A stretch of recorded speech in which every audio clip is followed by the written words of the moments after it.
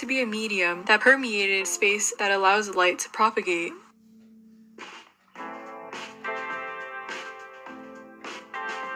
The experiment that they conducted was to prove once and for all that the medium did in fact exist. They called this medium the luminiferous ether. The experiment did not detect the ether and was considered to be a failure. Scientists were baffled for many years. Albert Einstein introduced a special theory of relativity in 1905. The consensus among most scientists was that relativistic length contraction provided the reason the experiment produced a null result. This video will show that relativity may not have been the reason the experiment failed. Let's start with the basics.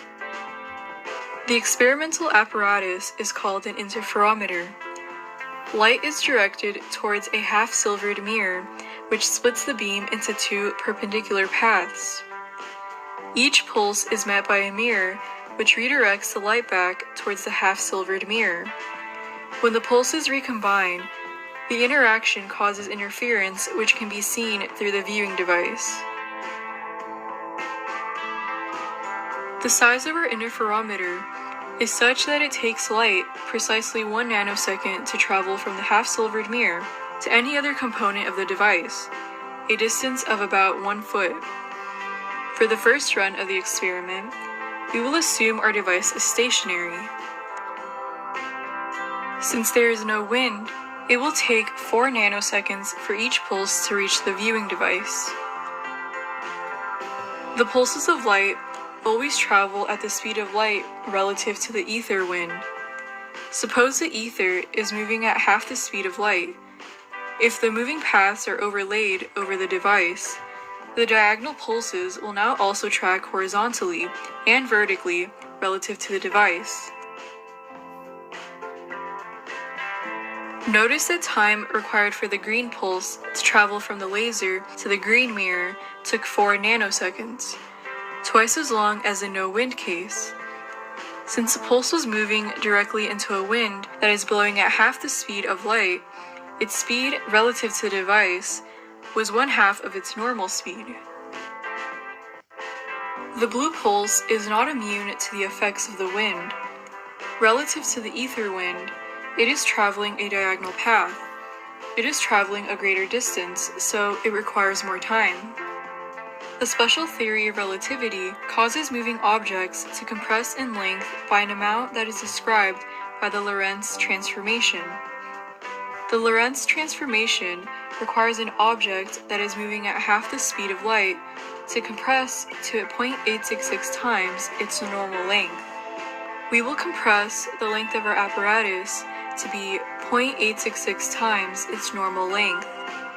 With it contracted, the green pulse will only take 0.866 times the normal time on each of its horizontal legs. With the length and time contracted, the pulse will require less time traveling through the ether as well. We will therefore compress the green path by 0.866 times its normal length.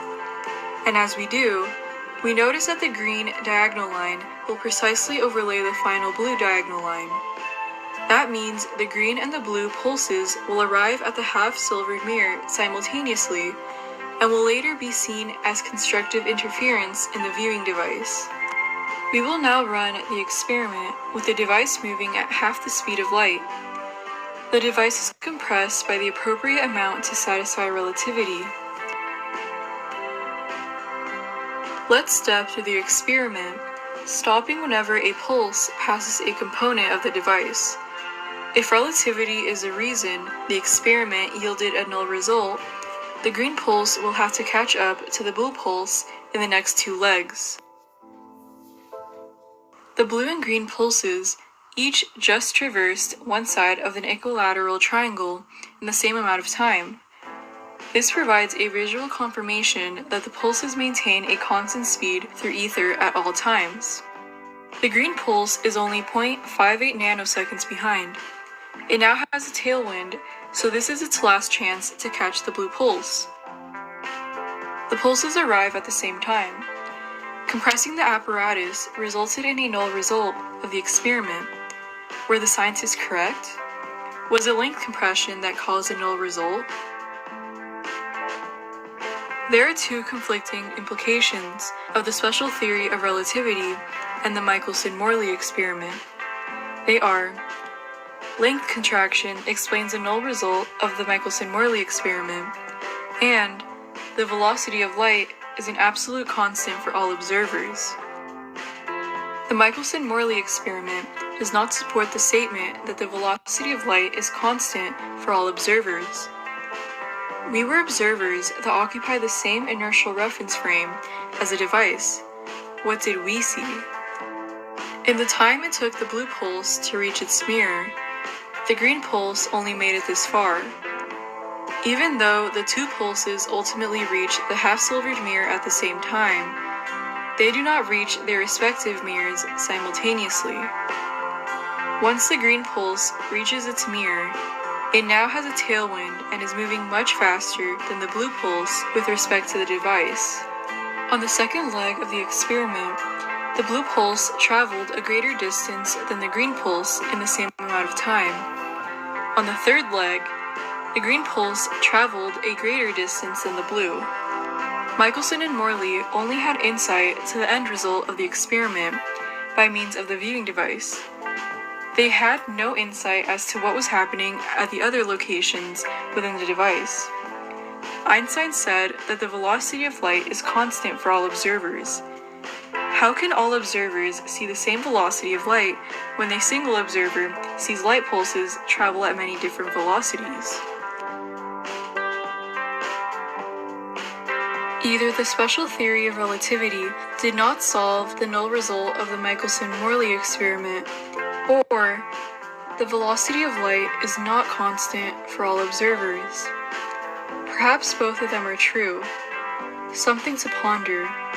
Did the Michelson-Morley experiment prove the velocity of light is dependent on the velocity of the emitting source?